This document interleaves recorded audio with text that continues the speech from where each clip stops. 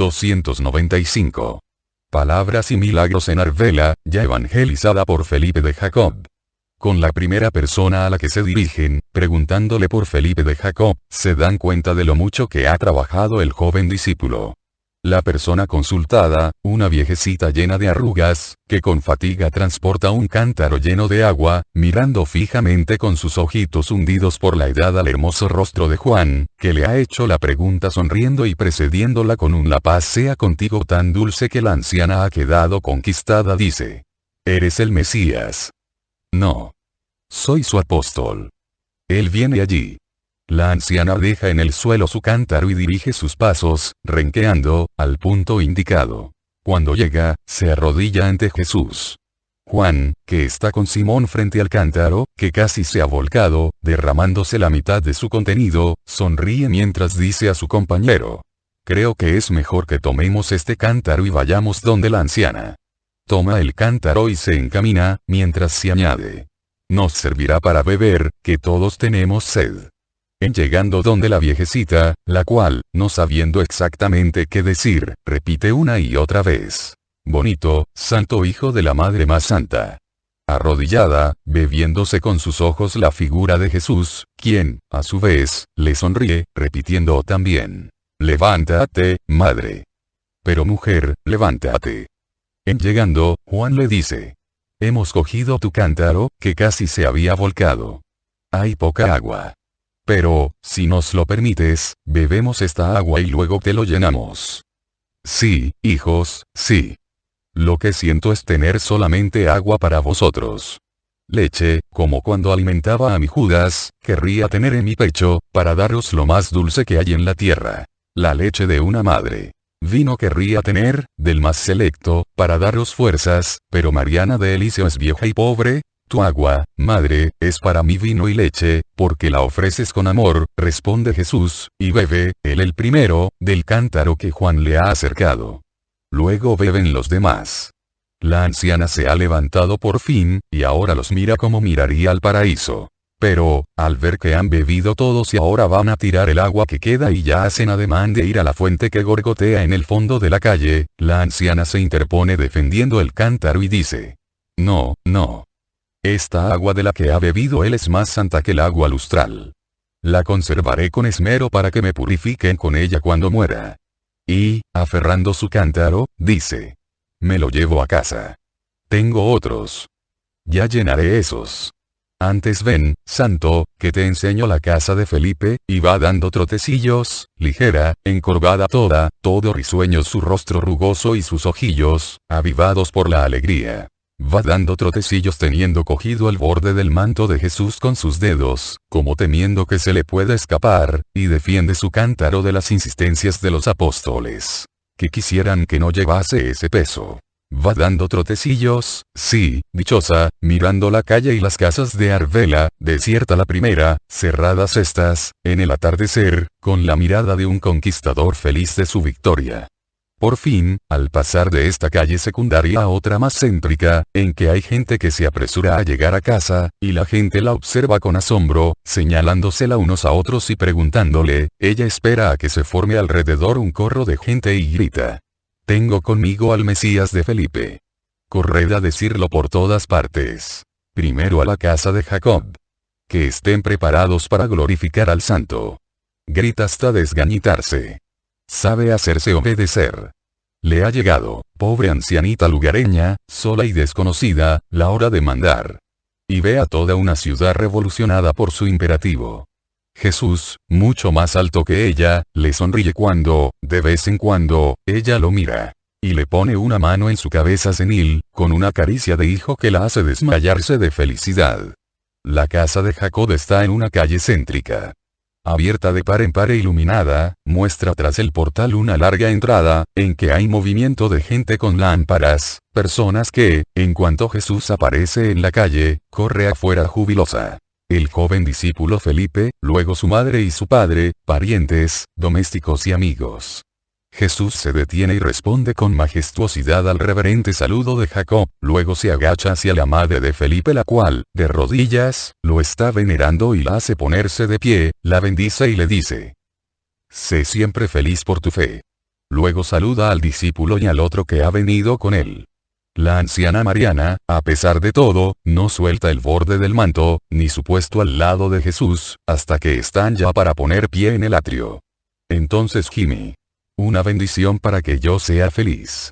Ahora tú estarás aquí, yo voy a mi pobre casa y griega. Todo lo bonito se acabó. Cuánta nostalgia en esa voz senil. Jacob, al que su mujer le ha hablado en voz baja, dice: no, Mariana de Eliseo. Quédate tú también en mi casa, como si fueras una discípula. Quédate el tiempo que el maestro esté con nosotros, y sé feliz así. Dios te bendiga, hombre. Tú comprendes la caridad. Maestro, ella te ha traído a mi casa. Tú me has concedido gracia y caridad. No hago sino restituir, y, en todo caso, míseramente, lo mucho que de ti y de ella he recibido. Entra. Entrad. Quisiera que encontrarais acogedora mi casa. La multitud, afuera, en la calle, los ve entrar y grita. Y nosotros queremos oír su palabra. Jesús se vuelve. Es ya de noche. Estáis cansados. Preparad vuestra alma con un santo descanso. Mañana oiréis la voz de Dios. Por ahora, os acompañe en la paz y la bendición. Y el portal se cierra, cubriendo con ello la felicidad de esta casa. Santiago de Zebedeo, mientras se purifican del viaje, hace esta observación al Señor. Quizás hubiera sido mejor hablar inmediatamente y partir al alba. Los fariseos están en la ciudad. Me lo ha dicho Felipe. Te van a crear conflictos. Los que habrían tenido conflictos con ellos están lejos. Los problemas que me puedan causar no tienen importancia. El amor anulará, es la mañana del día siguiente, la salida, alegre, entre los familiares de Felipe y los apóstoles. La ancianita va detrás. La cita con los de Arbela, que esperan pacientemente. El camino hacia la plaza principal, donde Jesús empieza a hablar. Se lee en el capítulo 8 del segundo de Esdras esto que ahora os repito aquí. Llegado el 7º mes, Jesús me dice: no escribas más. Repito íntegramente las palabras del libro. Las palabras del libro son las de Nehemías 8, porque el primero y el segundo libro de Esdras reciben, respectivamente, en los nuevos títulos de los libros de la Biblia, los nombres del libro de Esdras y libro de Nehemías cuando vuelve a su patria un pueblo, cuando regresa a las tierras de sus padres. Yo vengo a conduciros de nuevo a las tierras del Padre vuestro, al reino del Padre. Puedo hacerlo porque para hacer esto he sido enviado. Vengo, por tanto, a llevaros al reino de Dios. Es, pues, justo equipararos con los que con Zorobabel regresaron a Jerusalén, la ciudad del Señor. Y es justo hacer con vosotros como hiciera Esdras, el escriba, con el pueblo recogido de nuevo dentro de los muros sagrados. Porque, reconstruir una ciudad, dedicándola al Señor, y no reconstruir las almas, cada una semejante a una pequeña ciudad de Dios, es necedad sin igual. ¿Cómo reconstruir estas pequeñas ciudades espirituales, por muchas razones derruidas? ¿Qué materiales se habrán de usar para hacerlas sólidas, hermosas, duraderas? Los materiales están en los preceptos del Señor. Los 10 mandamientos. Vosotros los sabéis porque Felipe, hijo vuestro y discípulo mío, os los ha recordado. Los 2 santos de entre los preceptos santos, ama a Dios con todo tu ser, ama al prójimo como a ti mismo, son el compendio de la ley. Y estos preceptos predico yo, porque con ellos segura es la conquista del reino de Dios. En el amor, uno encuentra la fuerza de conservarse santo o de venir a serlo, la fuerza del perdón, la fuerza de las virtudes heroicas. Todo lo encuentra en el amor. No es el miedo lo que salva. El miedo al juicio de Dios, a las sanciones de los hombres, a las enfermedades. El miedo nunca es constructivo. Antes bien, agita, disgrega, desencaja, quebranta. El miedo lleva a la desesperación.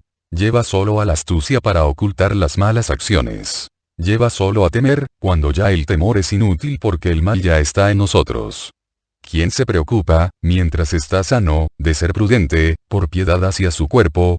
Nadie. Pero en cuanto el primer escalofrío de fiebre culebrea por las venas, o una mancha hace pensar en enfermedades impuras, en ese momento, viene el miedo, como tormento que se agrega a la enfermedad, como fuerza disgregadora en un cuerpo al que ya la enfermedad disgrega. Nota, con respecto a lo que dice Jesús, no es el miedo lo que salva.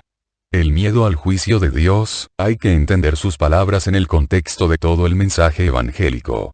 Digo esto porque alguno puede pensar que es malo predicar la existencia del infierno y sus sufrimientos para conseguir la salvación de las almas, lo que no es exacto, ya que Jesús habla hasta 14 veces del infierno a lo largo del Evangelio. ¿Por qué? Porque también hay que tener en cuenta, a la hora de salvar nuestras almas, la existencia del infierno con sus horrores, donde podemos ir, si no cumplimos los mandamientos. Cuando la tentación se muestra cercana, palpable, sensual, a veces se apaga el amor de Dios y entonces, solo el conocer la posibilidad de poder condenarnos en un infierno horrible y eterno, hace al alma entrar en sí y da marcha atrás, y no peca. Por eso la Virgen en Fátima se apareció a los 3 pastorcillos y les hizo ver el infierno. La beata Jacinta decía luego que la visión del infierno y sus horrores, la motivó a ser santa, cosa que consiguió. Hoy no se habla del infierno, es tabú hacerlo, y así vemos los resultados. La impiedad, el ateísmo y la condenación de muchos es palpable, porque, quitado todo temor, el alma se lanza a todos los vicios, contando, presuntuosamente, con la bondad de Dios y su misericordia, olvidando su justicia y metido así hasta el cuello en el vicio, el alma pierde la fe en Dios y, al final, se condena. Santa Teresa de Jesús dice que a Dios se va con 2 alas. El amor y el temor. La Iglesia Católica considera el perdón de los pecados por 2 caminos. Por amor, o contrición, y atrición, o temor a condenarse, también válido este último arrepentimiento para salvarse, aunque el de contrición sea más perfecto, algo que nadie dudar. Cumplir los mandamientos por amor a Dios es el ideal supremo, pero cumplir los mandamientos por el temor a condenarse, aunque inferior, también es válido. ¿Es bueno, entonces, hablar del infierno? Sí, y muy necesario en nuestros días, porque hay muchos, que ante el temor de condenarse, se salvarían, algo que ahora, como hemos mencionado antes, no ocurre, perdiéndose lamentablemente las almas por esta desidia del clero actual progresista. Y en estas palabras, pues, de Jesús, lo que él insiste y nos quiere decir es que cumplir los mandamientos por amor a Dios es mucho más perfecto que por el temor, pero no descarta, no rechaza, el cumplimiento de los mandamientos por temor a condenarse, como se comprueba a lo largo de todo el contexto evangélico y bíblico. El amor, por el contrario, construye. El amor edifica, da solidez, mantiene la cohesión, preserva. El amor porta esperanza en Dios. Aleja de las malas acciones. Conduce a la prudencia hacia el propio cuerpo, que no es el centro del universo, como lo creen y lo hacen los egoístas, los falsos amantes de sí mismos, porque aman solo una parte, la menos noble, con perjuicio de la parte inmortal y santa, pero que, en todo caso, debe ser conservado sano, hasta que Dios no decida lo contrario, para ser útiles a nosotros mismos, a la familia, a la propia ciudad, a la nación toda. Es inevitable que vengan las enfermedades, y no se puede decir que toda enfermedad sea prueba de vicio o castigo. Existen enfermedades santas, enviadas por el Señor a sus justos, para que en el mundo, que de sí mismo hace el todo y el medio del gozo, haya santos como rehenes de guerra para salvación de los demás, los cuales pagan personalmente para expiar con su sufrimiento la dosis de culpa que el mundo diariamente acumula y que acabaría cayendo sobre la humanidad, sepultándola bajo su maldición. ¿Recordáis al anciano Moisés orando mientras Josué combatía en nombre del Señor? Tenéis que pensar que quien sufre con santidad presenta la mayor batalla al más feroz guerrero que habita en el mundo, celado bajo apariencias de hombres y pueblos, a Satanás, el torturador, el origen de todo mal. Y combate por todos los demás hombres.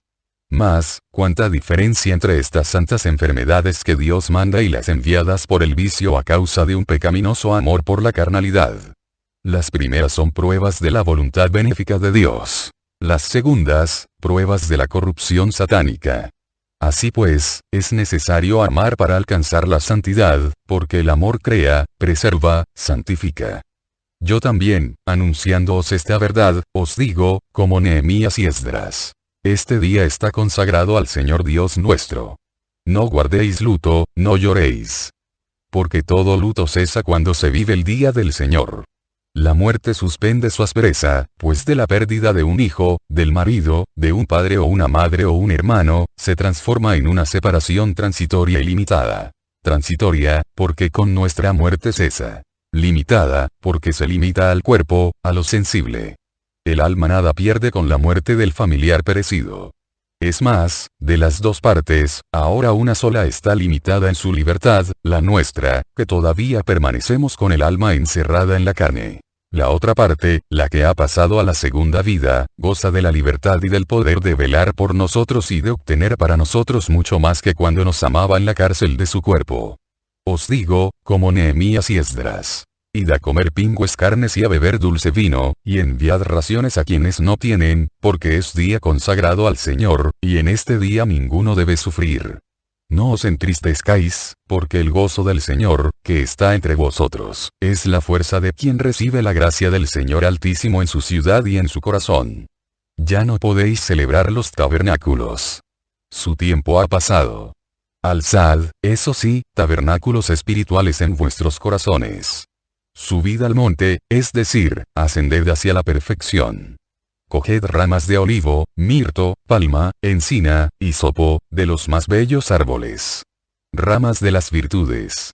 Paz, pureza, heroísmo, mortificación, fortaleza, esperanza, justicia, todas las virtudes.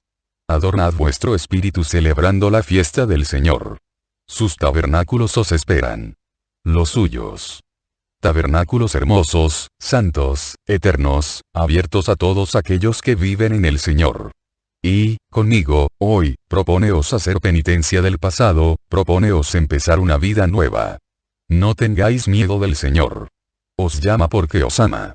No temáis. Sois sus hijos como cualquiera de Israel.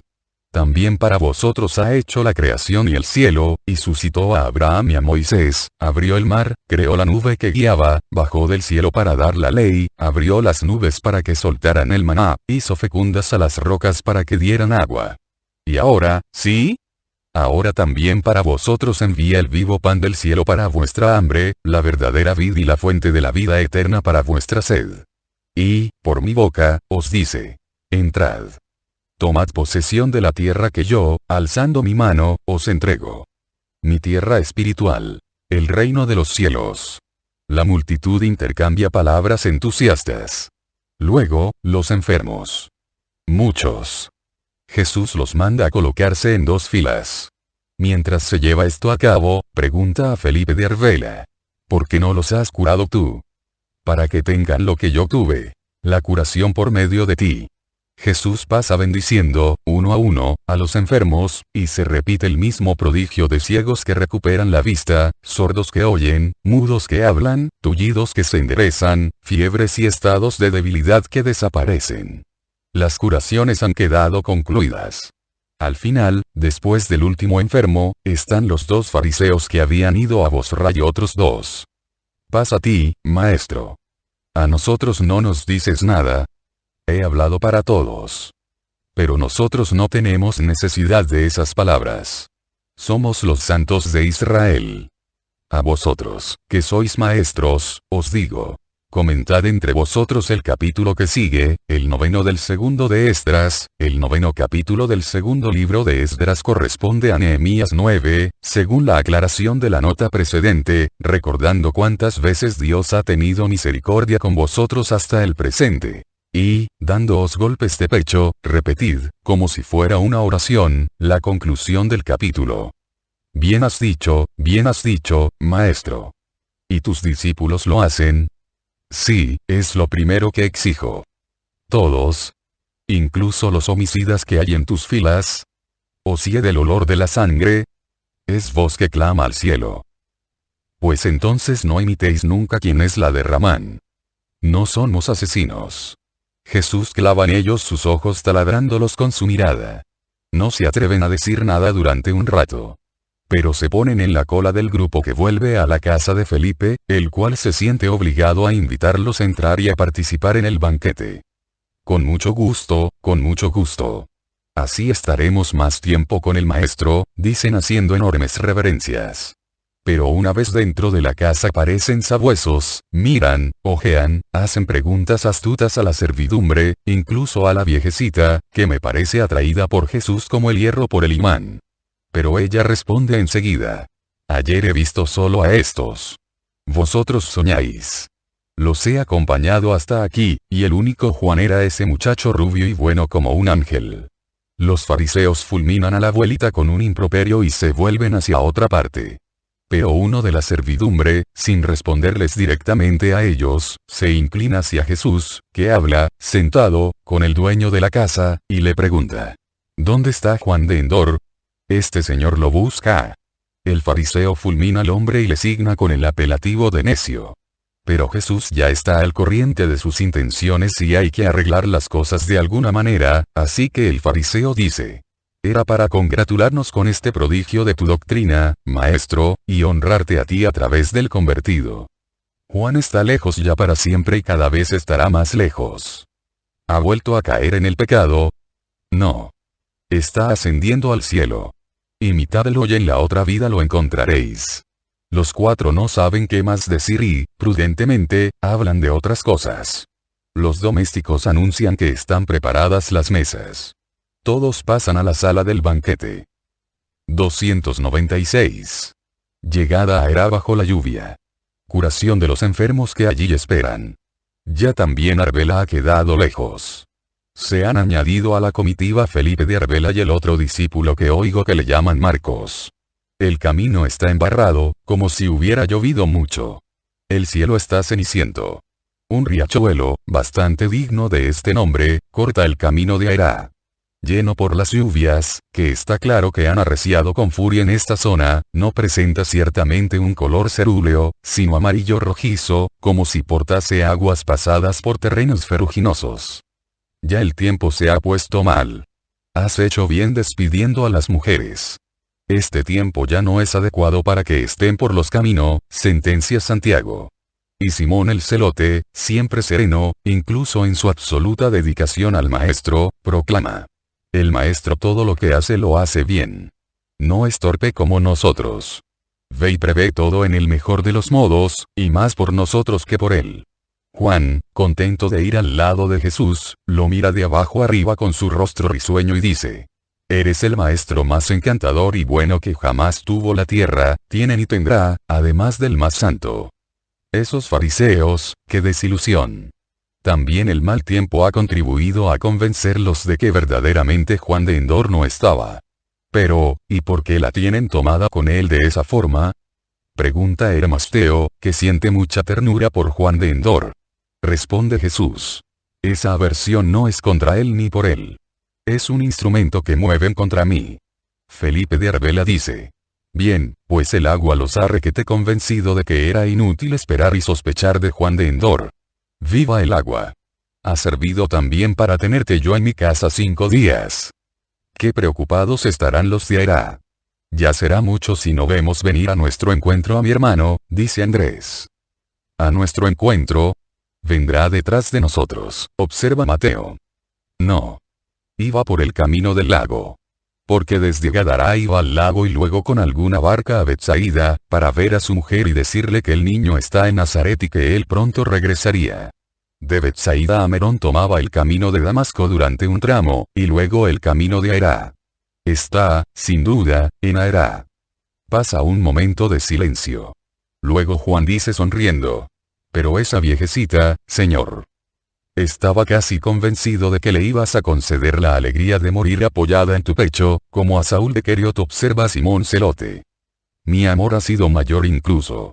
Porque espera a llamarla a mí en el momento en que el Cristo vaya a abrir las puertas del cielo. No tendrá que esperarme mucho la pequeña madre. Ahora vive con su recuerdo y, con la ayuda de tu padre, Felipe, su vida será menos triste. Yo os bendigo de nuevo a ti y a tu familia. Una nube más espesa que la que cubre el cielo vela ahora la alegría de Juan.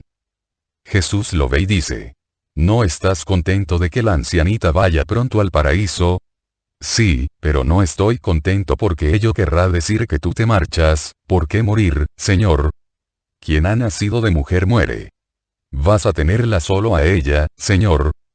Oh, no, y qué exultante será el paso de estos que salvo como Dios y que he amado como hombre. Atraviesan otros dos pequeños ríos, muy cercanos el uno del otro.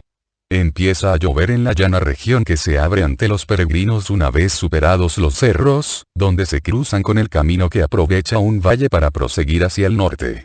Al norte, es más, a un noroeste muy poco oeste, se delinea una alta, poderosa sierra sobre cuyos montes se superponen nubes y más nubes, que casi crean nuevos, ilusorios montes de nubes encima de los reales, de roca, cubiertos de bosques a los lados y de nieves en sus cúspides. Pero es una sierra muy lejana. Aquí agua, allá nieve.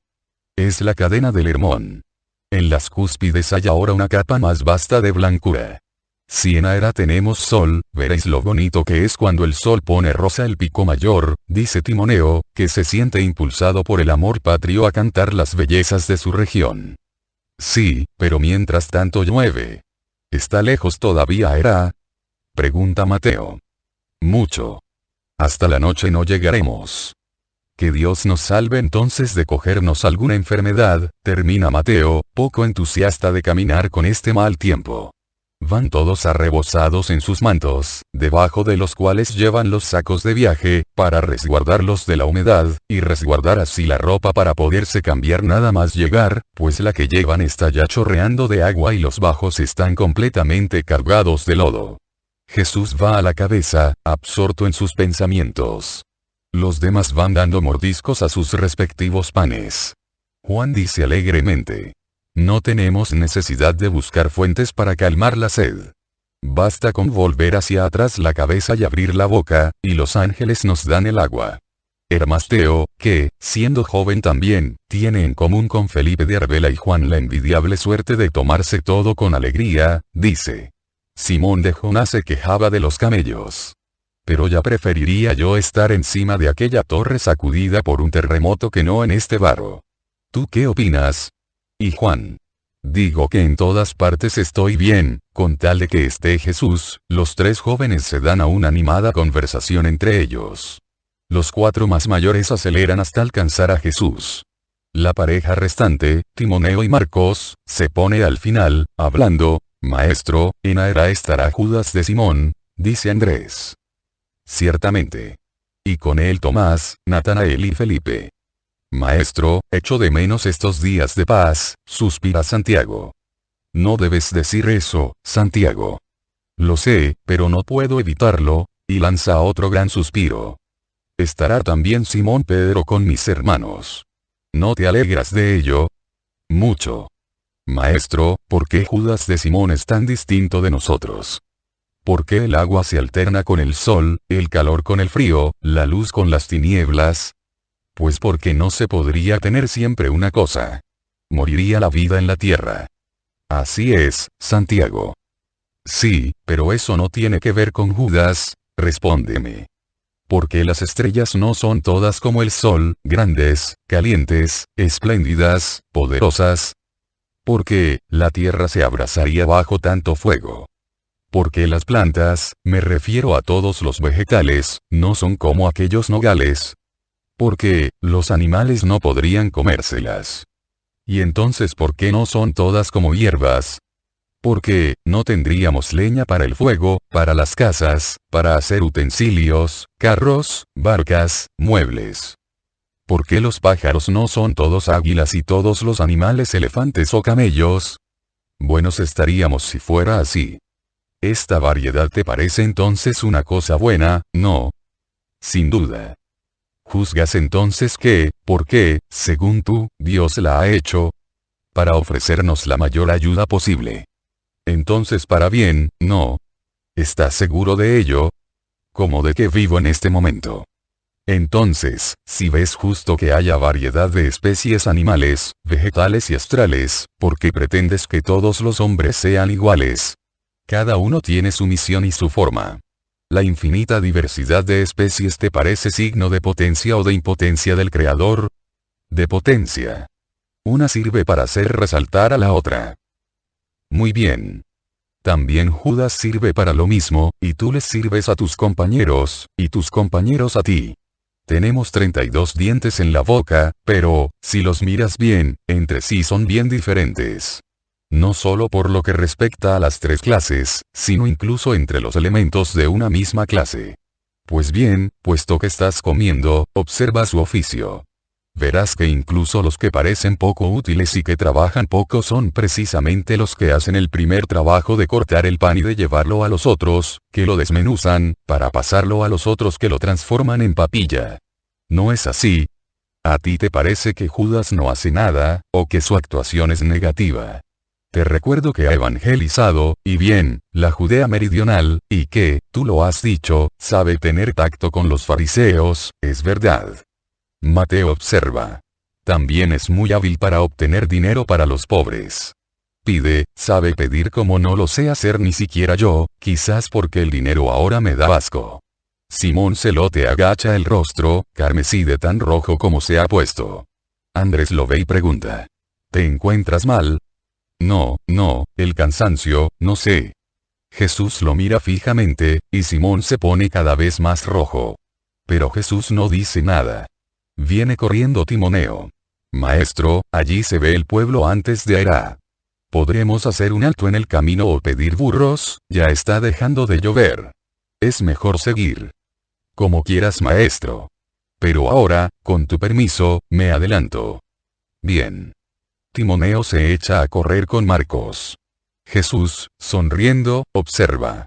Quiere que tengamos un ingreso triunfal. De nuevo están todos en grupo. Jesús deja que se metan a hablar con pasión de las diferencias de las regiones. Luego se retrasa, tomando consigo al celote. En cuanto están solos, pregunta. ¿Por qué te has puesto colorado, Simón? Vuelve a ponerse rojo como las brasas, pero no dice nada.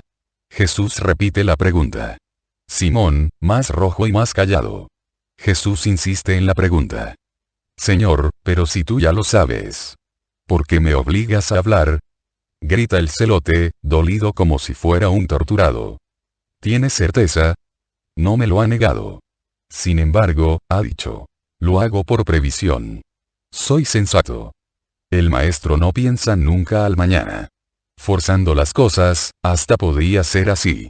Pero, en todo caso es, maestro, mete tú la palabra exacta.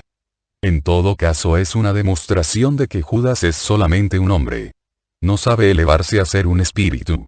Pero, más o menos, sois todos así. Teméis por estupideces. Os preocupáis de previsiones inútiles.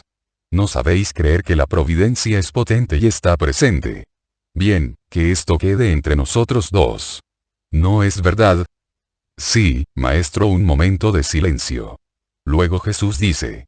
Pronto volveremos al lago, será hermoso un poco de recogimiento después de tanto camino. Nosotros dos iremos a Nazaret y estaremos allí un tiempo, hacia las enseñas. Estás solo, los otros estarán en familia. Tú, conmigo. Señor, Judas y Tomás, y también Mateo, están solos. No te preocupes. Cada uno celebrará las fiestas con la familia. Mateo tiene a su hermana. Tú estás solo. A menos que quieras ir con Lázaro. No, Señor, interviene inmediatamente Simón, no. Quiero a Lázaro. Pero estar contigo es estar en el paraíso. Gracias, Señor, y le besa la mano. Hace poco que han dejado atrás el pueblecillo, cuando he aquí que, bajo otro aguacero, aparecen de nuevo por el camino inundado Timoneo y Marcos, que gritan. Deténeos. Está Simón Pedro con unos burros. Lo he encontrado mientras venía para acá. Lleva ya 3 días de camino hacia aquí con los animales, bajo la lluvia. Se detienen al amparo de un robledal que resguarda un poco del chaparrón. Y ven venir, montado en un asno, el primero de una fila de borriquillos, a Pedro, que, con la manta que se ha echado sobre la cabeza y la espalda, parece un fraile. Dios te bendiga, maestro. Ya decía yo que estaría mojado como uno que se hubiera caído al lago. Venga, enseguida, a caballo todos, que Aira hace 3 días que está ardiendo de tanto como tiene encendidas sus chimeneas para secarte. Rápido, rápido, ¿en qué estado? Fijaos aquí. ¿Pero no erais capaces de hacerle esperar? Ah, si no estoy yo. Pero, yo digo. Pero mirad aquí. Tiene el pelo tieso como un ahogado. Debes estar helado. Con toda esta agua. ¡Qué imprudencias! Y vosotros. Y vosotros. Infames. Tú el primero, hermano, que no piensas. Y todos los demás. Bien guapos estáis. Parecéis sacos caídos a un pantano. Venga, ligeros. Ya no me vuelvo a fiar de confiároslo. Me falta poco para ahogarme de horror. ¿Y de lo que hablas, Simón?, dice sereno Jesús mientras el asno trota al lado del de Pedro, a la cabeza de la caravana asnal. Jesús repite. ¿Y de lo que hablas? De palabras inútiles. No me has dicho si han llegado los otros, si han partido las mujeres, si tu mujer está bien, no me has dicho nada. Te diré todo. Pero ¿por qué te has puesto en camino con esta lluvia? ¿Y tú por qué has venido? Porque tenía prisa de verte, maestro mío. Porque tenía prisa de reunirme contigo, Simón mío. Oh, mi querido maestro. Cuánto te quiero. Mujer, niño, casa. Nada, nada. Todo es feo si tú no estás. ¿Crees que te quiero así? Lo creo. Sé quién eres, Simón. ¿Quién? Un gran niño lleno de pequeños defectos, y, bajo estos defectos, sepultadas, muchas dotes excelentes. Pero hay una que no está sepultada. Tu honestidad en todo. Y entonces, ¿quién está en Aerá? Judas, tu hermano, con Santiago, más Judas de Queriot con los otros. Parece que Judas ha hecho las cosas muy bien. Todos lo alaban. ¿Te ha hecho preguntas? Muchas. No he respondido a nada. He dicho que no sabía nada. Y es así, porque qué sé yo, aparte de haber acompañado hasta Gadara a las mujeres. Mira, no le he dicho nada de Juan de Endor. Él cree que está contigo. Deberías decírselo a los otros. No. Ellos, como tú, tampoco saben dónde está Juan. Inútil decir más cosas. Pero estos burros. 3 días. ¿Qué gasto? ¿Y los pobres? Los pobres, Judas tiene un montón de dinero. Se ocupa él. Estos burros no me cuestan una perra. Los habitantes de Aerá me habrían dejado incluso 1000, sin ningún gasto, para ti. He tenido que levantar la voz para impedir venir a buscarte con un ejército de asnos. Tiene razón Timoneo. Aquí todos creen en ti. Son mejores que nosotros. Y suspira. Simón, Simón. En la Transjordania nos honraron. Hubo un galeote, paganas, pecadoras, mujeres, que os dieron lecciones de perfección. Recuérdalo siempre, Simón de Jonás. Trataré de recordarlo, Señor. Mira, mira, los primeros de Aerá. Mira cuánta gente. Está la madre de Timoneo. Ahí están tus hermanos entre la multitud. Y los discípulos a los que habías dicho que se adelantaran, y los que luego han venido con Judas de Queriot. Ahí está el más rico de Aerá con sus servidores. Quería que te alojaras en su casa. Pero la madre de Timoneo ha hecho valer su derecho y estarás en su casa. Mira, mira. Están irritados porque el agua apaga las antorchas. Hay muchos enfermos, Se han quedado en la ciudad, junto a las puertas, para verte enseguida. Uno que tiene un almacén de leña ha puesto a su disposición los cobertizos. Hace 3 días que están allí, pobre gente. Desde que llegamos nosotros y nos extrañamos de no verte. El grito de la multitud impide que Pedro continúe, así que se calla y permanece al lado de Jesús como si fuera un escudero. Ya han llegado a la gente. La multitud se va abriendo, y Jesús pasa con su borriquillo, bendiciendo continuamente mientras pasa. Entran en la ciudad. Donde los enfermos, e inmediatamente, dice Jesús, sin hacer caso de las protestas de quienes quisieran ofrecerle un techo y darle alimento y fuego por miedo a que sufra demasiado, ellos sufren más que yo, responde. Tuercen a la derecha. Ya llegan al rústico recinto del almacén de la leña. Abren de par en par la puerta. Del interior del recinto sale un clamor quejumbroso. Jesús, Hijo de David, ten piedad de nosotros. Es un coro suplicante, constante como una letanía. Voces de niños, de mujeres, de hombres, de ancianos. Tristes como balidos de corderos en pena. Acongojadas como de madres en agonía. Descorazonadas como de quien tiene una sola esperanza. Temblorosas como de quien ya solo sabe llorar, Jesús entra en el recinto. Se yergue lo más que puede sobre los estribos, y, levantando la mano derecha, dice con su voz potente: a todos los que creen en mí, salud y bendición. Se apoya de nuevo en la silla y hace ademán de volver afuera. Pero la multitud le oprime, los que han quedado curados se cierran en torno a él. Y, a la luz de las antorchas, que al amparo de los pórticos arden y dan viveza de resplandores al crepúsculo, se ve al gentío que bulle delirante de alegría aclamando al Señor. Al Señor, que casi desaparece en medio de un tapiz de flores de niños sanados que las madres le han puesto en los brazos, en el regazo, y hasta en el cuello del asno, sujetándolos para que no se caigan. Jesús tiene los brazos colmados de niños, como si fueran flores, y sonríe feliz, y los besa, porque, sujetándolos como está con los brazos, no puede bendecirlos. En fin, retiran a los niños. Ahora son los ancianos curados los que lloran de alegría y le besan el vestido, y luego los hombres y las mujeres. Es ya de noche cuando puede entrar en la casa de Timoneo y reponerse con el fuego y la ropa seca. 297. Con el sermón de Aera termina el segundo gran viaje apostólico. Jesús está hablando en la plaza principal de Aera. Y no os estoy expresando, como he hecho en otros lugares, las primeras e indispensables cosas que hay que saber y hacer para salvarse. Ya las sabéis, y muy bien, por obra de Timoneo, sabio arquisinagogo de la ley antigua, sapientísimo ahora al renovarla con la luz de la ley nueva. Lo que quiero es poneros en guardia contra un peligro que en el estado de espíritu en que os encontráis no podéis ver. Es el peligro de presiones o malignas acusaciones que os desvíen, con la intención de separaros de esta fe que ahora tenéis en mí. Os voy a dejar a Timoneo durante un tiempo. Con otros, os explicará las palabras del libro a la luz nueva de mi verdad, que él ha abrazado.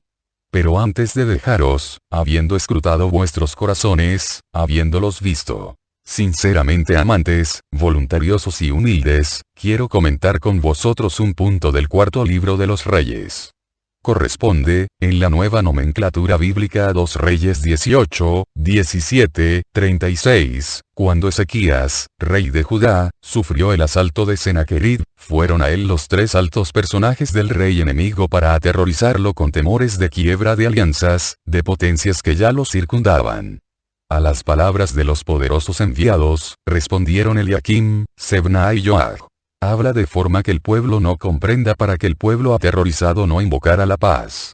Pero esto es lo que querían los mensajeros de Sennacherib, así que dijeron con fuerte voz y en perfecto hebreo: que no os seduzca Ezequías, concertad con nosotros lo que os conviene y rendíos, y todos podrán comer de su vid y de su higuera, y podréis beber el agua de vuestras cisternas, hasta cuando vengamos a llevaros a una tierra como la vuestra, fecunda, rica en vino, una tierra abundante de pan y uvas, tierra de aceitunas, aceite y miel. Así viviréis y no moriréis. Y está escrito que el pueblo no respondió porque había recibido la orden del rey de no responder. Ved. Yo también, por compasión de vuestras almas asediadas por fuerzas más feroces aún que las de Sennacherib, que podía dañar los cuerpos mas no lesionar los espíritus, mientras que la guerra que os plantea el ejército enemigo capitaneado por el más fiero y cruel déspota que hay en la creación es contra vuestros espíritus, yo también he rogado a sus mensajeros, a esos mensajeros suyos que, para perjudicarme a mí en vosotros, tratan de aterrorizarnos a mí y a vosotros con amenazas de tremendos castigos, les he suplicado diciendo: habladme a mí, pero dejad en paz a las almas que nacen ahora a la luz. Meteos conmigo, torturadme a mí, acusadme a mí, matadme a mí, pero no os ensañéis con estos pequeñuelos de la luz. Son débiles todavía. Un día serán fuertes, pero ahora son débiles. No arremetáis contra ellos. No arremetáis contra la libertad que tienen los espíritus de elegir un camino. No arremetáis contra el derecho que Dios tiene a llamar así a estos que lo buscan con sencillez y amor. Pero ¿puede, acaso, uno que odia ceder a las súplicas de la persona odiada?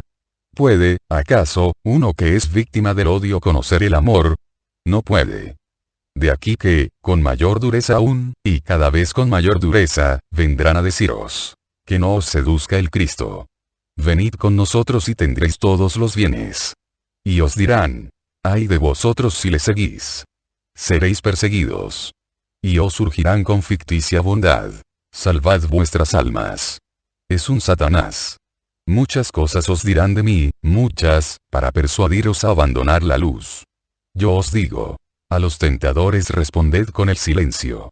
Después, cuando descienda la fuerza del Señor a los corazones de los fieles de Jesucristo, Mesías y Salvador, entonces podréis hablar, porque no seréis vosotros, sino el mismo Espíritu de Dios, el que hablará en vuestros labios, y vuestros espíritus serán adultos en la gracia, fuertes e invencibles en la fe.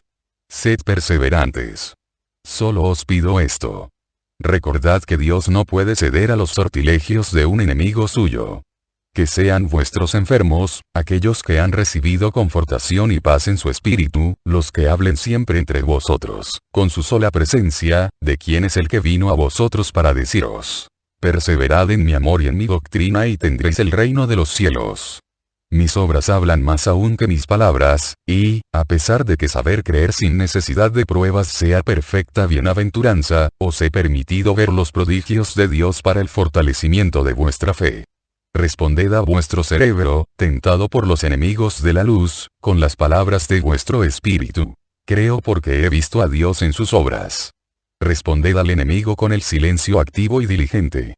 Y con estas dos respuestas caminad en la luz. La paz sea siempre con vosotros. Y los despide. Luego se encamina fuera de la plaza. ¿Por qué les has hablado tan poco, Señor? Timoneo quizás se ha quedado desilusionado, dice Natanael. No se sentirá desilusionado porque es un justo y comprende que advertir a uno de un peligro es amarlo con amor más intenso. Este peligro está muy presente. Como siempre, los fariseos, ¿no? Pregunta Mateo. Ellos y otros. ¿Estás apesadumbrado, Señor? Pregunta afligido Juan. No. No más que de costumbre. Sin embargo, estabas más alegre estos días pasados. Será tristeza por no tener ya consigo a los discípulos. Pero, ¿y por qué los has despedido? ¿Es que quieres seguir el viaje? Pregunta el Iscariote. No. Este es el último lugar. De aquí se va a casa. Pero las mujeres no podían continuar con estas condiciones climáticas. Han hecho mucho. No deben hacer más. ¿Y Juan? Enfermo. En una casa amiga como estuviste tú. Luego Jesús se despide de Timoneo y de otros discípulos que se quedan en la comarca, a los cuales se ve que les ha dado órdenes para el futuro pues no insiste en más consejos. Están en la puerta de la casa de Timoneo, porque Jesús ha querido bendecir una vez más a la dueña de la casa. La gente, respetuosa, lo observa, y lo sigue cuando reanuda el camino en dirección al arrabal, a las huertas, a la campiña.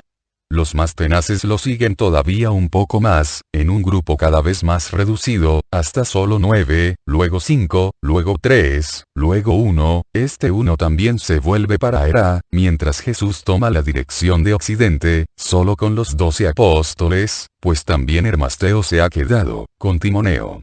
Jesús dice: el viaje, el segundo gran viaje apostólico, está cumplido. Ahora es el regreso a los conocidos campos de Galilea. 298. La ayuda prestada a los huerfanitos. María y Matías y las enseñanzas que de ellas se deducen. Vuelvo a ver el lago de Merón en un lúgubre día de agua, fango y nubes. Silencio y Calígine. El horizonte desaparece entre las brumas. La cadena del Hermón está sepultada bajo la espesa capa de nubes bajas. Pero desde este lugar, una llanura alta, situada cerca del pequeño lago todo oscuro y amarillento por el fango de 1000 riachuelos crecidos y el cielo de noviembre lleno de nubes, se ve bien este pequeño lago alimentado por el Alto Jordán, que de él sale luego para ir a alimentar al otro lago, más grande, de Genezaret. Cae la tarde, cada vez más triste y amenazadora de lluvia, cuando Jesús toma el camino que corta el Jordán después del lago de Merón. Entra luego por una vereda que lleva a una casa, otra dulce visión de Jesús y 2 niños. Digo esto porque veo que Jesús, al pasar por una vereda abierta entre campos, que deben haber recibido la simiente poco antes porque la tierra está todavía mullida y oscura como cuando ha sido sembrada recientemente, se detiene a acariciar a 2 pequeñuelos. Un niño de no más de 4 años y una niña que tendrá unos 8 o 9. Deben ser niños muy pobres a juzgar por sus míseros vestiditos descoloridos y rotos y su carita triste y flaca. Jesús no les pregunta nada. Se limita a mirarlos fijamente mientras los acaricia. Luego reanuda ligero su paso, hacia una casa que está en el fondo de la vereda. Es una casa labriega pero de buen aspecto, con una escalera exterior que sube del suelo a la terraza, en que hay un emparrado, ahora desnudo de racimos y hojas. Solamente queda alguna que otra última hoja ya amarilla, que pende y se mueve con el viento húmedo de un desagradable día de otoño. En el murete de la casa unas palomas zulean esperando el agua que el cielo gris y todo nublado promete.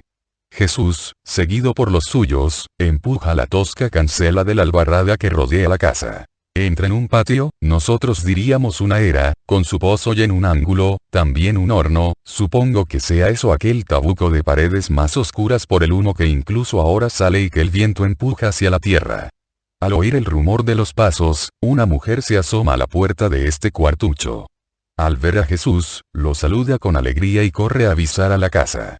Un hombre más bien anciano, y grueso, sale a la puerta de la casa, y va enseguida hacia Jesús. ¡Qué gran honor verte, maestro! Lo saluda.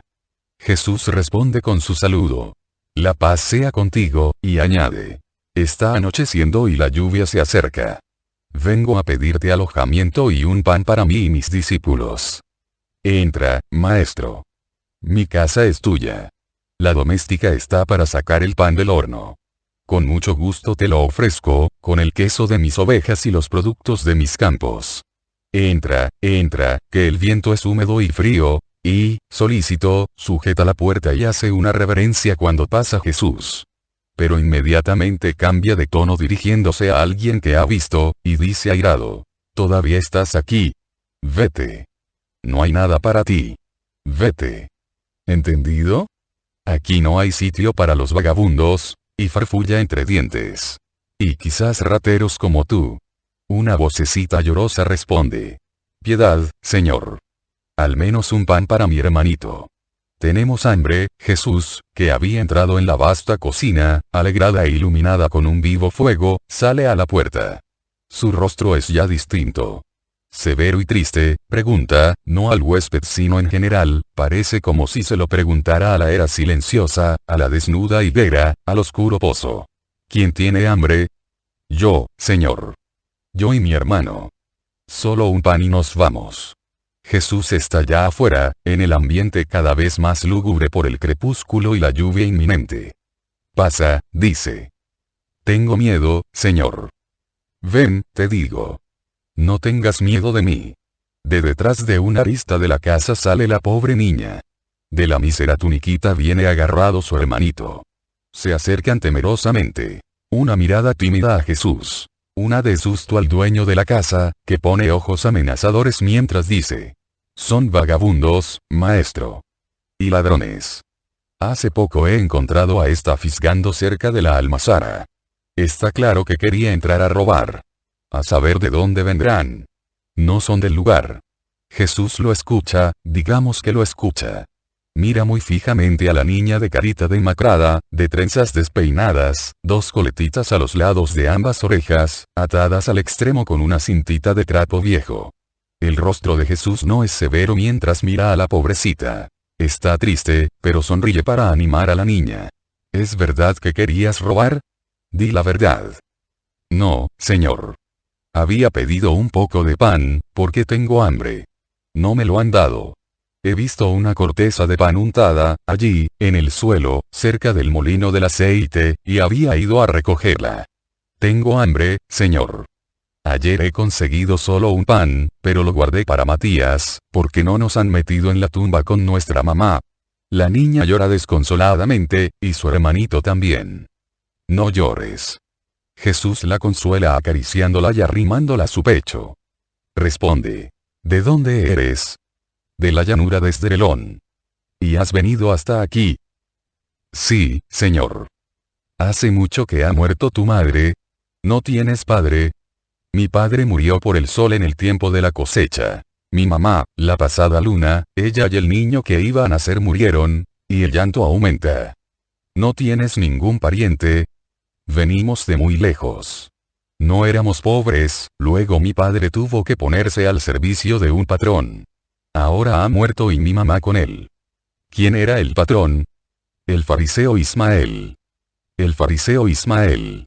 Es intraducible el modo como Jesús repite este nombre. ¿Saliste de allí por propia voluntad o te echó él? Me echó, Señor. Dijo. Los perros hambrientos a la calle. Y tú, Jacob, ¿por qué no has dado un pan a estos niños? Un pan, un poco de leche y un manojo de heno como cama para su cansancio. Pero, Señor, tengo justo el pan que necesito, poca leche, y meterlos en casa, estos son como animales vagabundos. Si se les pone buena cara luego ya no se marchan, y te falta sitio y alimento para estos dos infelices. Lo puedes decir con verdad, Jacob. La cosecha abundante, la abundancia de vino, de aceite, de fruta, que han hecho famosa tu propiedad este año, porque te han venido. No te habrás olvidado ya, no. El año pasado, el granizo había depauperado tus bienes. Estabas preocupado por tu vida, vine y te pedí un pan, tú me habías oído hablar un día y me fuiste fiel, en medio de tu aflicción me abriste tu corazón y tu casa. Me diste un pan y me alojaste. ¿Qué te dije al salir a la mañana siguiente? Jacob, has comprendido la verdad. Sé siempre misericordioso y obtendrás misericordia. Por el pan que has dado al Hijo del Hombre, estos campos te darán muchos cereales. Llenos de aceitunas, como si soportaran los granos de la arena marina, estarán tus olivos. Tus manzanos, plegados hasta el suelo por su peso. Lo has tenido, y eres el más rico de la comarca este año. Y niegas un pan a dos niños. Pero tú eras el rabí, precisamente porque lo era podía hacer de las piedras pan. Estos, no. Ahora te digo. Verás un nuevo milagro y te producirá aflicción, gran aflicción, cuando llegue ese momento, dándote golpes de pecho, di. Me lo he merecido.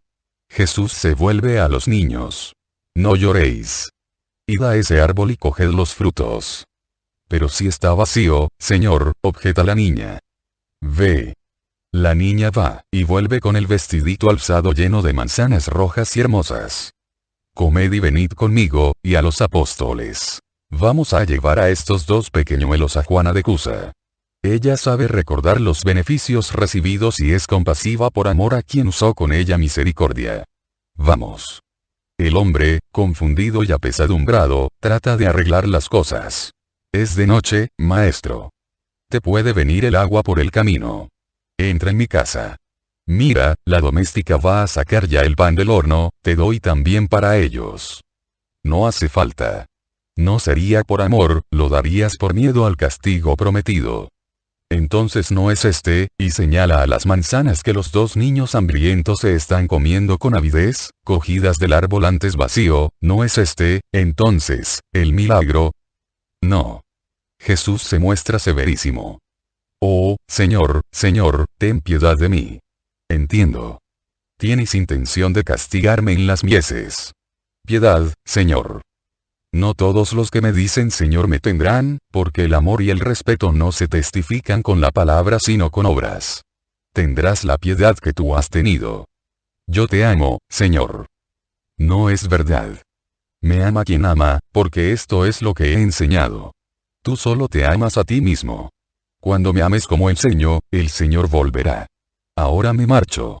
Mi techo es hacer el bien, consolar a los afligidos, enjugar las lágrimas de los huérfanos.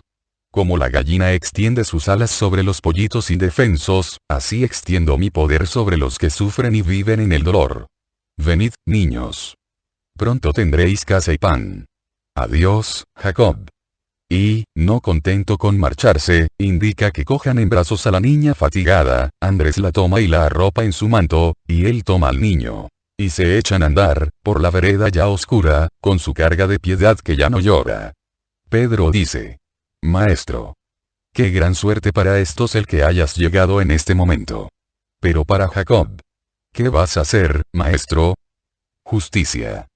No llegará a conocer el hambre, porque tiene todavía muy llenos los graneros, pero sí que conocerá la estrechez, porque el trigo sembrado no producirá grano, y los olivos y manzanos solamente hojas.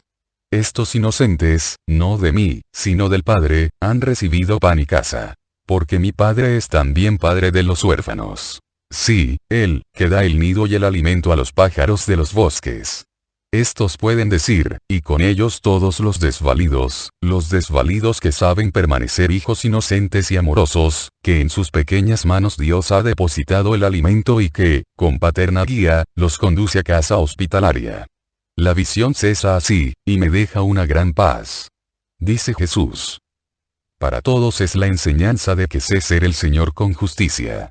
A mí no se me engaña, ni se me adula con falaz obsequio. Quien cierra su corazón a su hermano lo cierra a Dios, y Dios a él. Oh, hombres, es el primer mandamiento. Amor y amor. El que no ama, y se profesa cristiano, miente.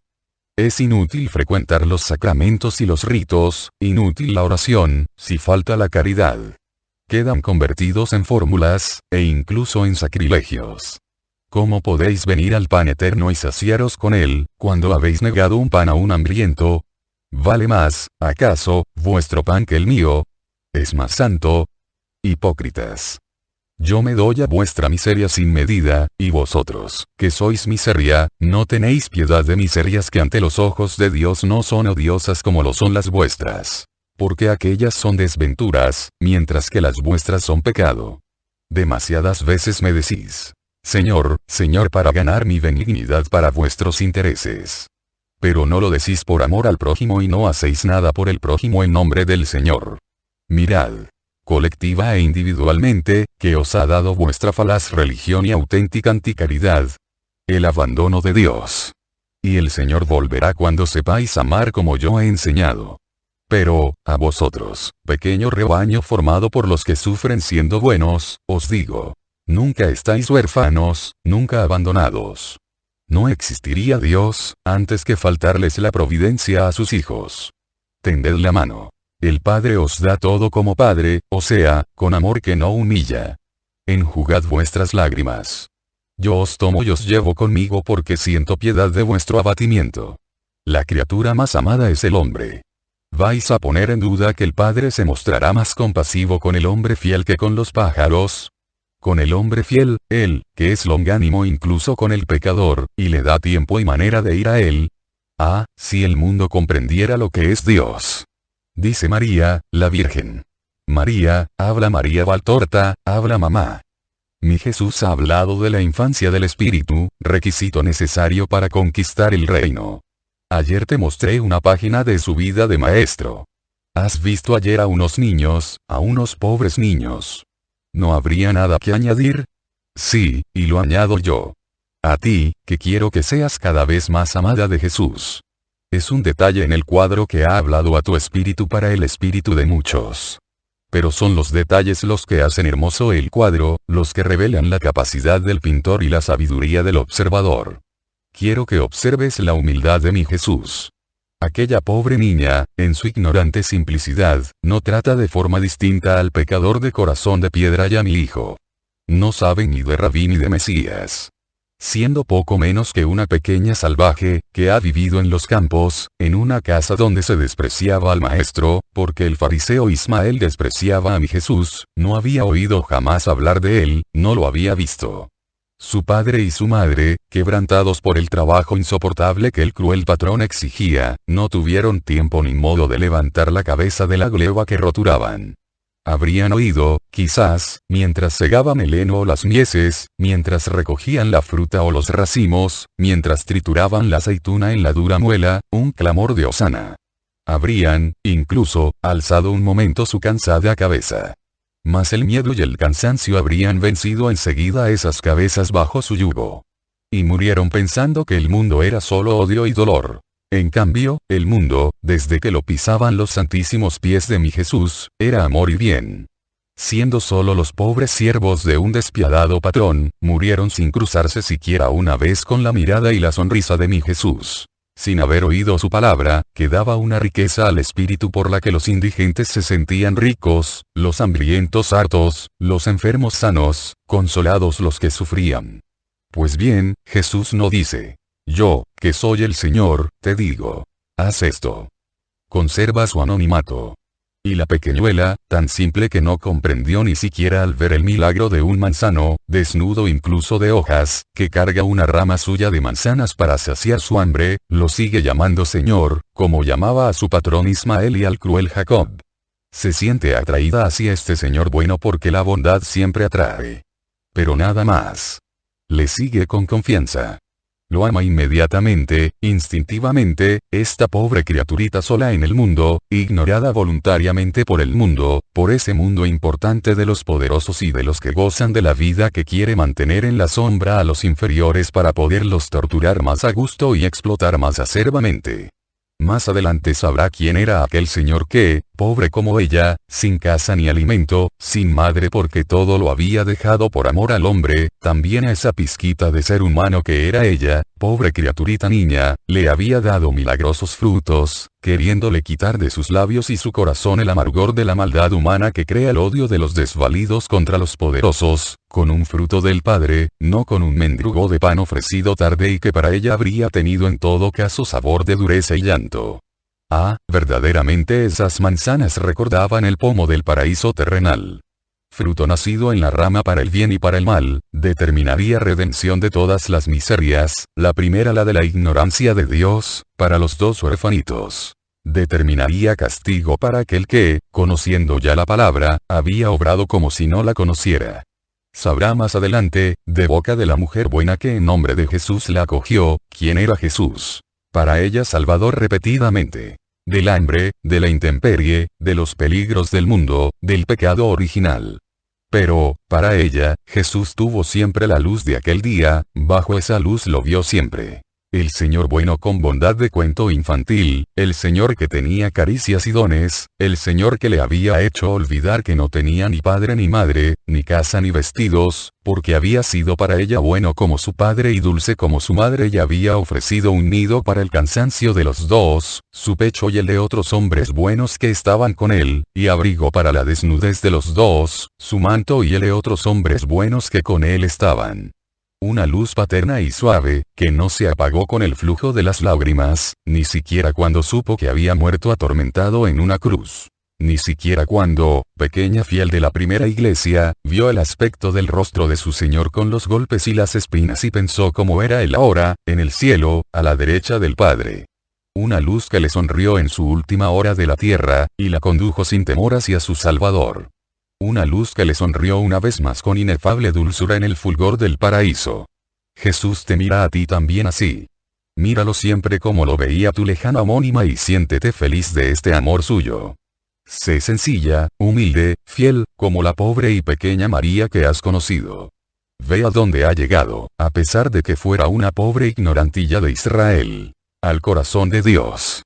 El amor se le reveló como se ha revelado a ti y se hizo docta con la verdadera sabiduría. Ten fe, vive en la paz. No existe miseria alguna que mi hijo no pueda transformar en riqueza. No hay soledad alguna que no pueda colmar. Como tampoco hay falta alguna que no pueda borrar. El pasado no existe, cuando el amor lo anula. Ni siquiera un pasado horrendo. ¿Temerás tú si no temió Dimas el ladrón? Ama, ama y no tengas miedo de nada. Mamá te deja con su bendición.